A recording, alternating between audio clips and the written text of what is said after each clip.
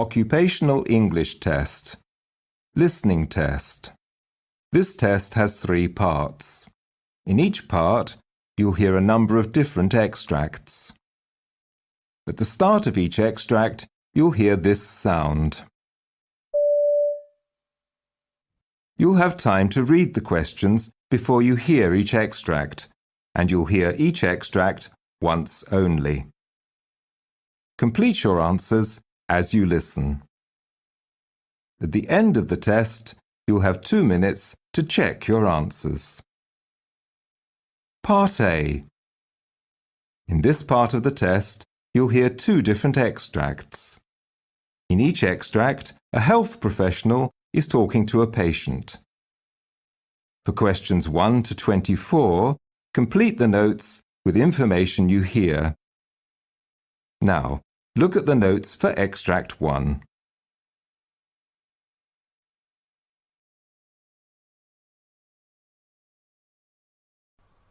Extract 1. Questions 1 to 12. For questions 1 to 12, complete the following notes with a word or short phrase. You now have 30 seconds to look at the notes. You hear a doctor talking to a patient.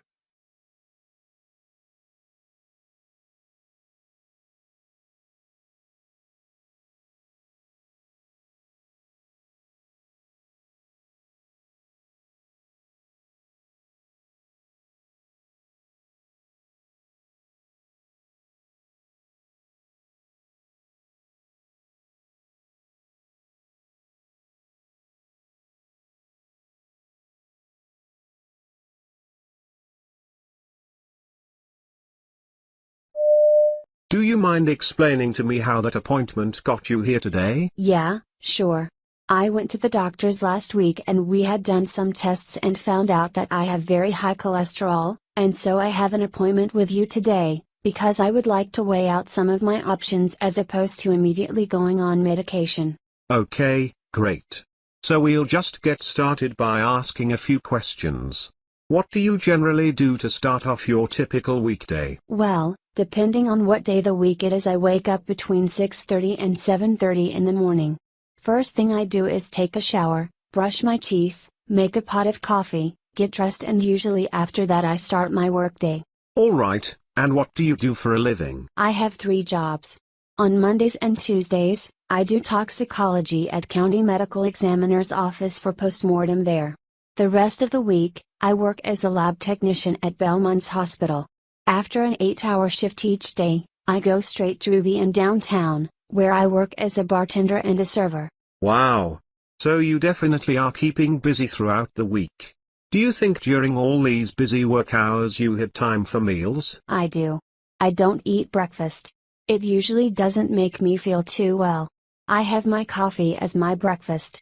There's a lot of fast food places that I go to in between going to jobs or on my lunch break, like Taco Bell, Burger King. There's also a Subway next to one of my jobs. Usually when I get home from work, especially if I'm at Ruby, I'm always really hungry. So I'll grab some ice cream from Friendly's.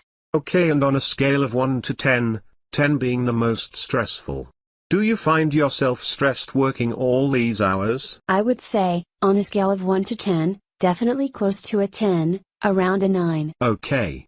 So, you're stressed out, and do you think that has effect on your eating habits? Having ice cream after a long day, definitely makes me feel better at the end of the day.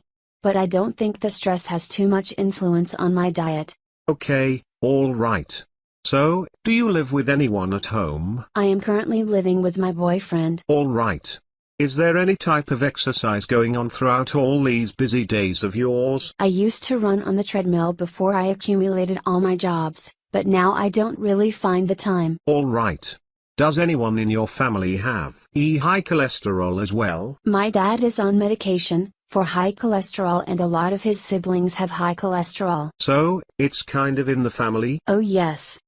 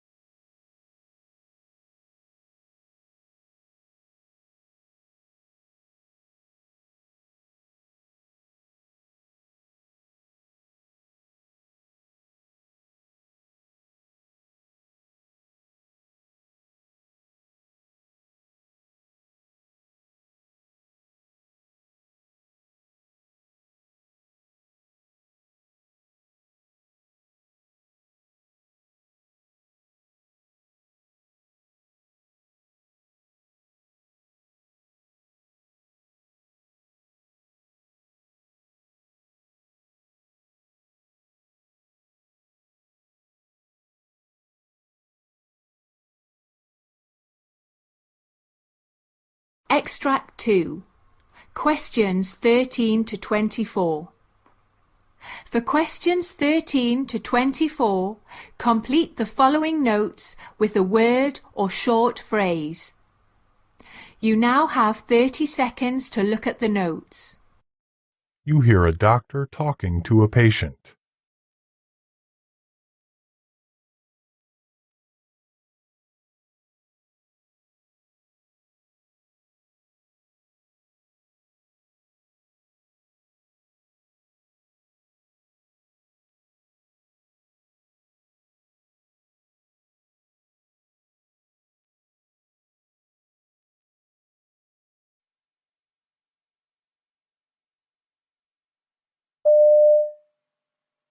What brings you here today? Oh well, I had a reverse total shoulder arthroplasty surgery on my right shoulder 6 weeks ago, and I have a sling for the past 4 weeks. I've just been doing what the home health people tell me. I just can't lift anything. I have no shoulder hypoextension, and I just need to rehabilitate from that surgery. So, you said that you can't lift things right now. How about what things does your shoulder keep you from doing that you'd like to do? Well, pretty much anything is difficult. I can't hold anything that's heavier than a coffee cup, and I can't support my own body weight. I can't drive, and I can't really do many outdoor things like go fishing with my grandson and stuff. I also like to play catch with him. But I'm right-handed, and my shoulder hasn't allowed me to do that since I had my surgery. To be honest, I was having a tough time doing that beforehand. Are there any other issues you face due to your shoulder, such as opening doors, or while navigating through your house? Well, as long as I can do with my left shoulder, that's fine. But while doing anything, I just have kept my shoulder right here in the sling for most of the time. So I can't really do anything with that, like putting on a shirt, and things are hard when you have to brush your teeth left-handed. It's kind of weird, as you don't do it often. Yeah, I understand, Mr. Martin. That's hard. Well, I know you've had the surgery. Have you had anything else in your past, like a medical history? 15 years ago I had a rotator cuff repair. I have played a lot of tennis in high school and in college, and I think doing all of that really put a lot of stress on my shoulder. So I had surgery on that, and then the past year, I have had increased pain, weakness and loss of range of motion in the shoulder here. Now, I want to know more about your past. Do you drink? I have a beer every once in a while. Okay. How many times a week do you drink? I just have a couple on Saturdays. Okay. Do you smoke cigarettes? I don't. I used to, but not anymore. Okay, I'd also like to go through some other details, just to make sure everything else is fine. Have you had any history, or currently any problems with your heart? I do have hypertension, but I take medication and that seems to take care of it. What medications are you taking right now? I'm taking 2 medications with some goofy names, NSAIDs and Tenormin. Okay, those are anti-inflammatory drugs. How often you take them? Well, I'm supposed to take NSAIDs, 1 a day for pain, and Tenormin, I think twice a day. Do you live with your family? Yes, with my wife Gretchen. What is your occupation? I was a school teacher for 28 years. So now, I mostly do stuff for leisure. Okay, how much did you exercise before the surgery? You know, I tried to get out, and we have a little dachshund, so I would get out and walk him every morning. I take him down to the high school, that's down from the house, and we do about a half mile on the track every day. It helps to kind of keep me limber. Yeah, that's pretty good exercise. Now that you are moving a little bit, what do you think the pain is at right now, on a scale from 0 being no pain, 10 being the worst possible pain imaginable? It kind of fluctuates. But, I would say most of the time, it's right around 4. Okay, and does it ever get worse? In the mornings, it's a little stiff, and that's probably the most painful. Sometimes, if I roll over in my sleep, and that doesn't feel very good.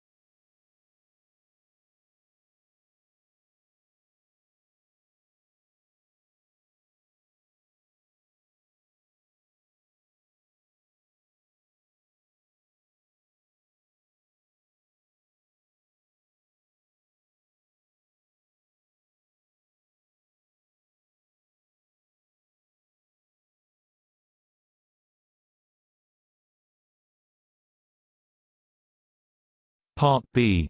In this part of the test, you'll hear 6 different extracts. In each extract, you'll hear people talking in a different healthcare setting.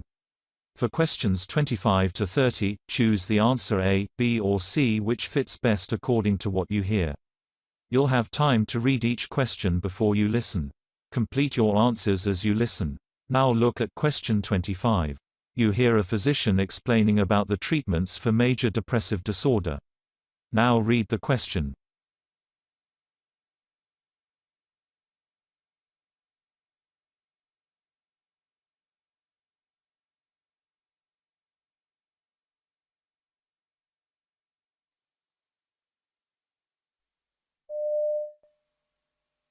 A major depressive disorder is one of the most severe, troublesome, and costly psychiatric diseases.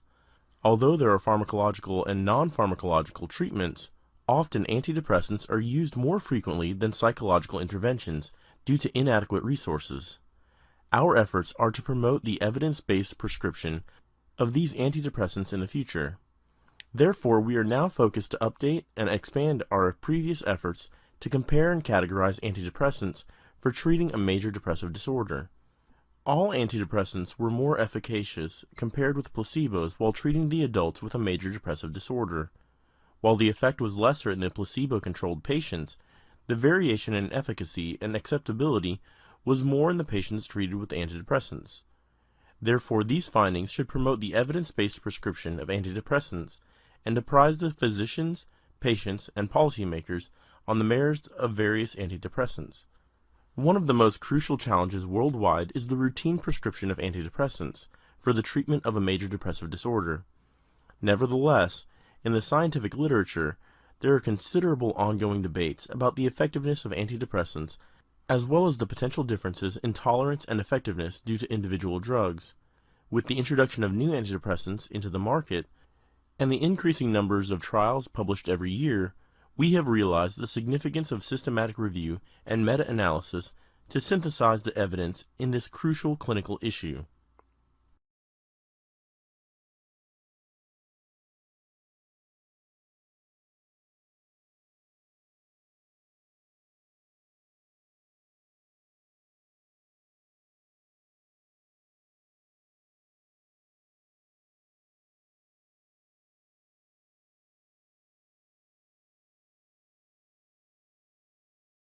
Question 26. You hear a nurse briefing a colleague at the end of her shift.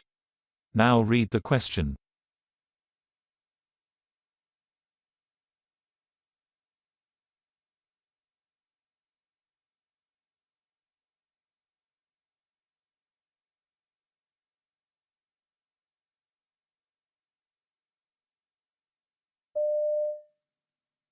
Okay, so the next thing is about Susie Williams in bed 3. Right.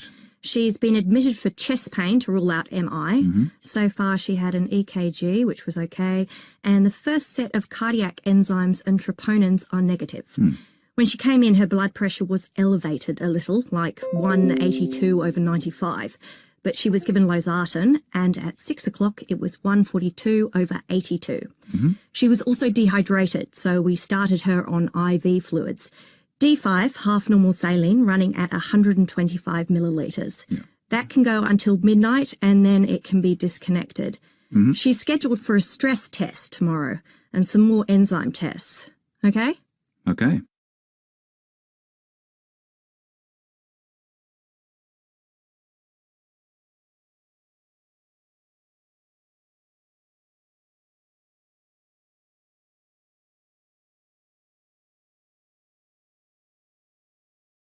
Question 27. You hear a dietitian talking to a patient.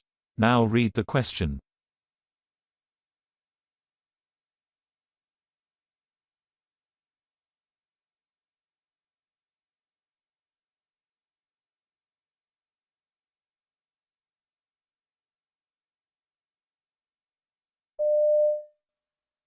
So what seems to be the problem? I feel such a failure. I'm sure people think that if I just tried harder, I could lose weight. Maybe I need more willpower. Well, firstly, well done for seeking medical help.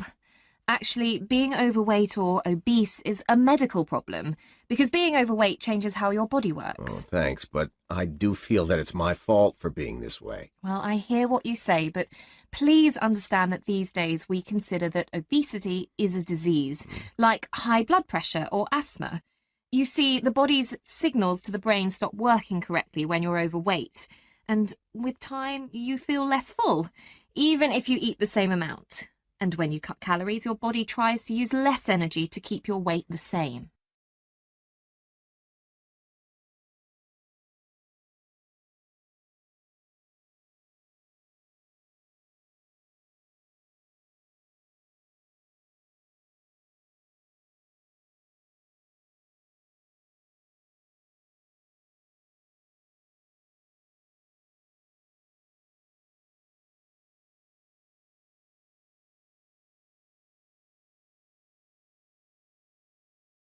Question 28. You hear a monologue by a physician explaining about lupus disease.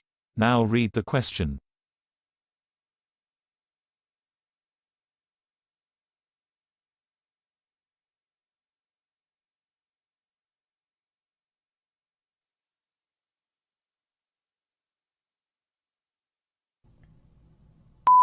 Lupus is a chronic autoimmune disease in which the immune system becomes hyperactive and attacks healthy tissue, resulting in such as inflammation, swelling, and damage to skin, joints, blood, kidneys, the heart, and lungs.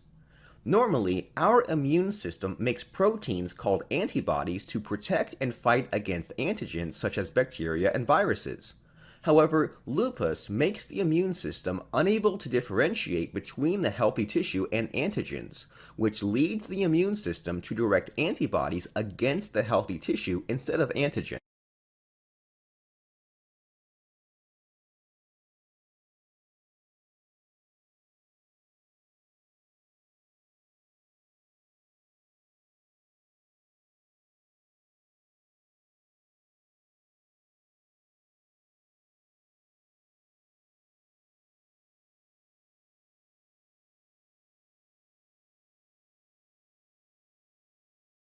Question 29. You hear a consultant talking to a trainee about a patient's eye condition.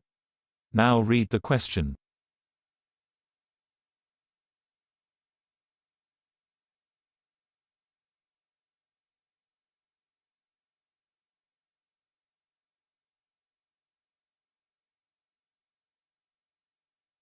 Have we got Mrs. Kent's notes? Yes, they're here. She's coming in today for possible laser surgery for her retinopathy, isn't she? Well, depending on results. And from the look of these pictures we took last time, there's been a slow improvement. So we'll talk to her, and perhaps hold off for the time being. Unless her condition's worsened, because it can in some cases. So what's the cause? Well, we know a leak of fluid behind the retina causes the distorted vision which sufferers get, but not why that occurs.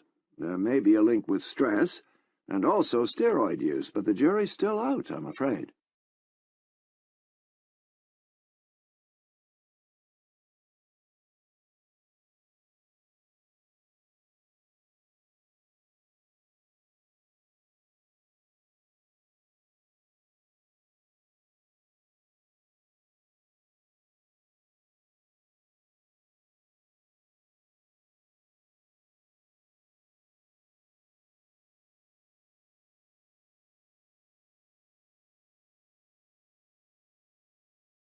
Question 30. You hear part of a hospital management meeting where a concern is being discussed.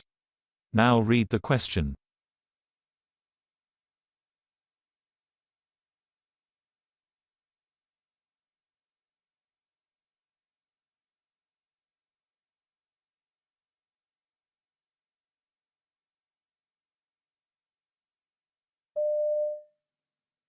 Now I'll hand over to Jenny, who has a few words to say about staffing. Jenny? Thanks. Now, if we compare ourselves to other hospitals of the same size in other regions, we're actually recording lower rates of staff turnover. That's just as well, given the challenges filling vacant positions across the sector. Where we do compare unfavorably is in the number of days lost to sick leave. That's making it hard to maintain full cover on the wards, and we all know the costs of that. As a matter of urgency, then, HR are looking into the worst affected areas to understand the reasons behind it and to see if there's anything we can do to help and support the staff involved.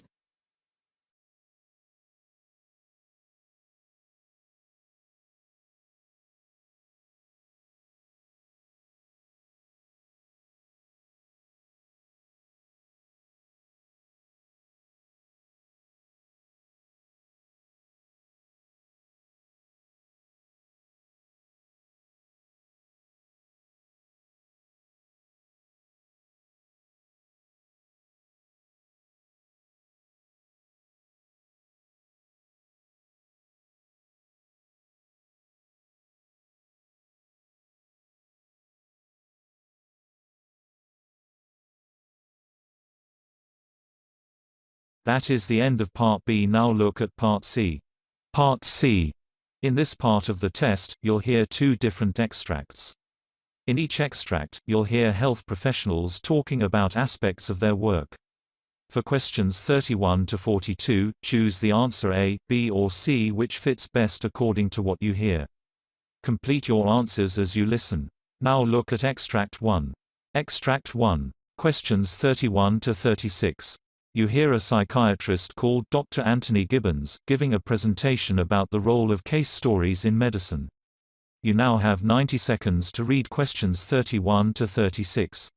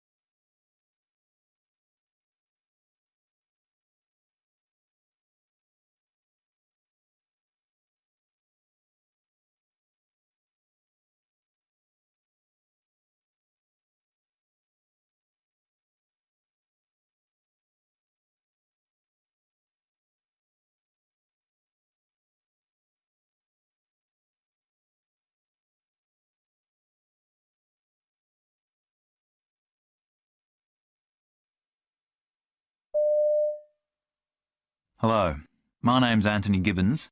I'm a clinical psychiatrist and published author. I'd like to talk about something that's relevant to all medical professionals, the use of narratives in medicine. Let me begin with a case study sent to me by a colleague who shares my interest in the subject. The study featured a 30-year-old man who was hospitalized for severe panic attacks. He was treated with narcoanalysis, but feeling no relief, turned to alcohol and endured years of depression and social isolation. 4 decades later, he was back in the psychiatric system, but for the first time he was prescribed the antidepressant Zoloft. 6 weeks later, he was discharged because the panic attacks and depression had disappeared. He lived a full life until his death 19 years later. If the narrative was striking, it was even more so for its inclusion in a medical journal.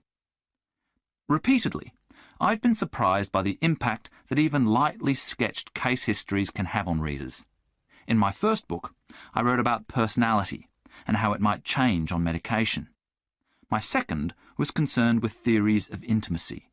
Readers, however, often used the books for a different purpose, identifying depression. Regularly, I received and still receive phone calls, people saying, "My husband's just like X," one figure from a clinical example. Other readers wrote to say that they'd recognised themselves. Seeing that they weren't alone gave them hope. Encouragement is another benefit of case description, familiar to us in an age when everyone's writing their biography. But This isn't to say that stories are a panacea to issues inherent in treating patients, and there can be disadvantages. Consider my experience prescribing Prozac. When certain patients reported feeling better than well after receiving it, I presented these examples first in essays for psychiatrists and then in my book, where I surrounded the narrative material with accounts of research. In time, my loosely supported descriptions led others to do controlled trials that confirmed the phenomenon.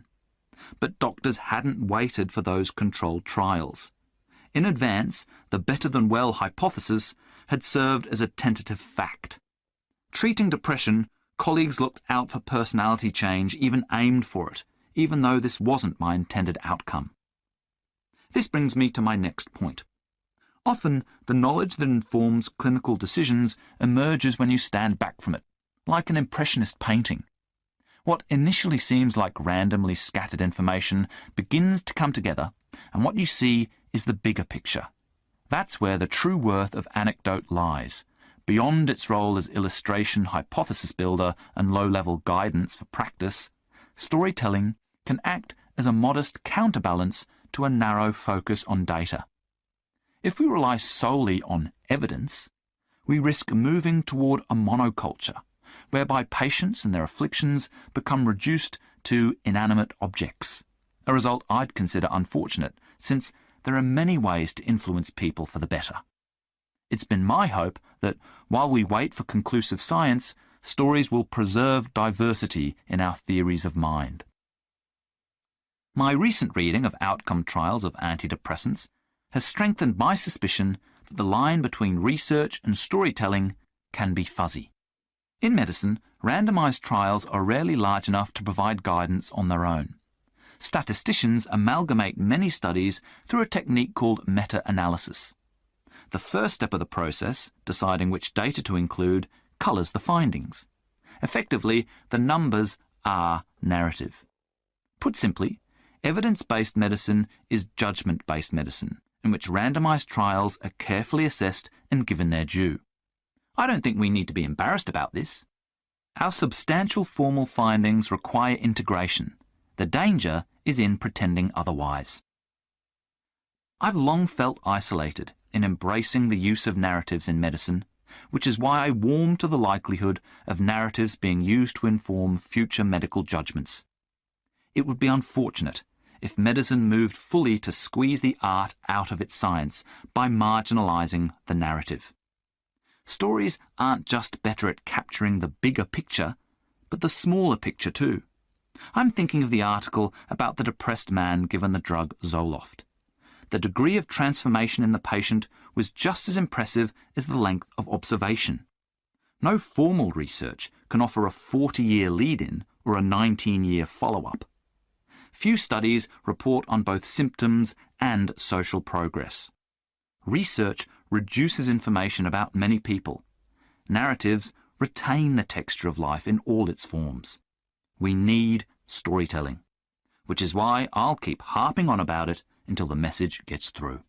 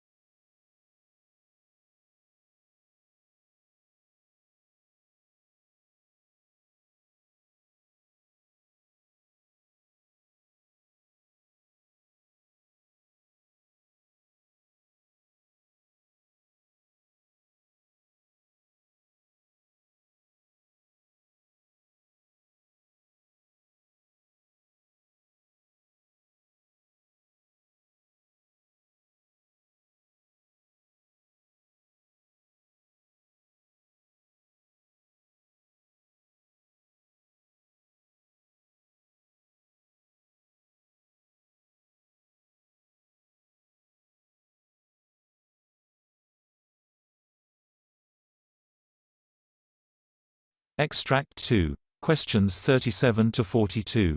You hear the monologue of Dr. Thaddeus Roxby, giving a lecture on the types of eczema. You now have 90 seconds to read questions 37 to 42.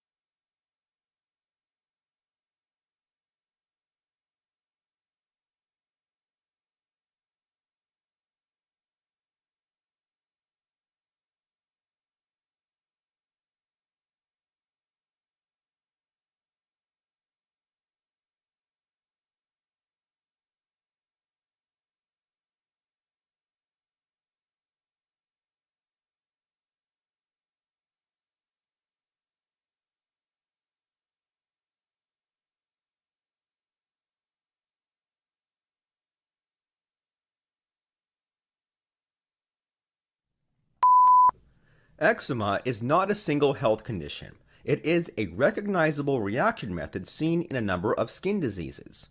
Atopic dermatitis is a common cause of eczema that is more prevalent in the patients with asthma and hay fever. The signs and symptoms of eczema include tiny blisters or vesicles that can weep and ooze, eventually producing crusted, thickened plaques of skin.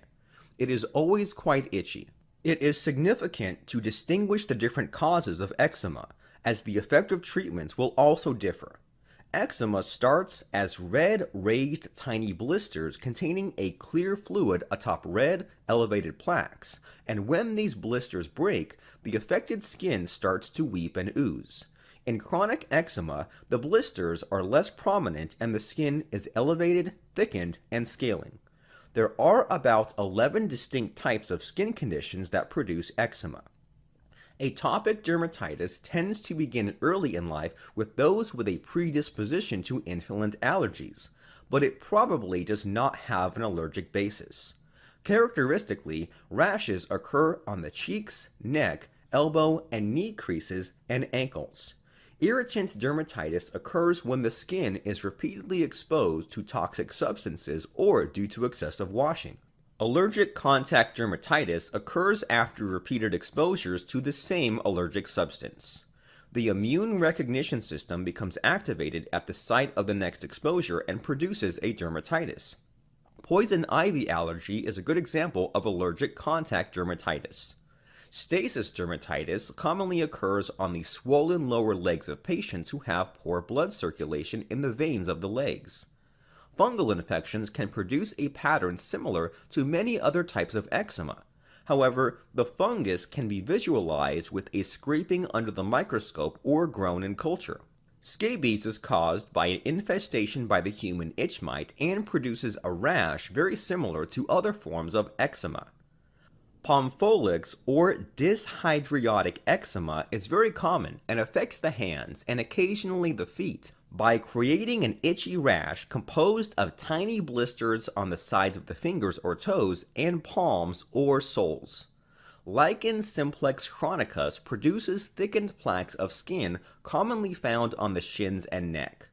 Nummular eczema is a non-specific term for coin-shaped plaques of scaling skin, most often on the lower legs of aged persons. In the xerotic eczema, the skin will crack and ooze due to excessive dryness. Seborrheic dermatitis produces a rash on the scalp, face, ears, and occasionally the mid-chest in adults. In infants, it produces a weepy, oozy rash behind the ears and are often quite extensive, involving the entire body.